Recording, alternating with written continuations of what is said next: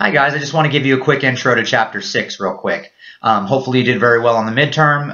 If not, don't worry, we're going to get through this and you can just step it up and get everything kind of together for the final.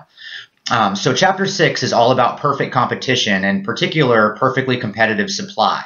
So this chapter is all about how do competitive firms determine what amount of output to provide in equilibrium. And it turns out that it's all based on price and marginal cost. So the price that a firm receives for their good is basically their marginal benefit or their marginal revenue. That's the extra revenue that they get from selling one additional item. So let's say Duracell sells one extra pack of batteries for $5. Well, then that price, the $5 price, is the marginal revenue for Duracell. And so remember, we know that we're only going to take an activity if the marginal benefit, or the marginal revenue in this case, is at least as great as the marginal cost.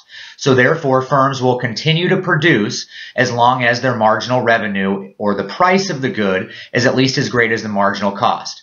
Now there's a caveat here, and that marginal cost is increasing the more and more that they produce. And so as the marginal cost increases and gets higher and higher, it's going to slowly approach the price of the good.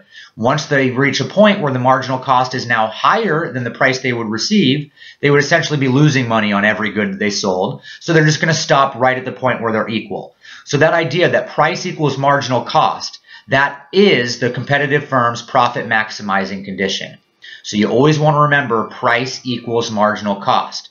The way this is going to work on the exams is you're going to have to look at the graphs and identify on the graph where price equals marginal cost, and then determine what level of output the firm should produce.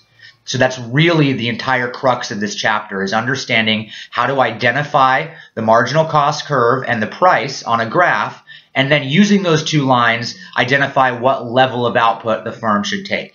Okay, there's a lot more in here talking about how firms that are competitive are price takers and they don't get to set the price and all that stuff you should read in the book. But what this is all culminating to is you guys being able to look at the graph, determine two things: the profit maximizing price and quantity, and how much profit the firm is making.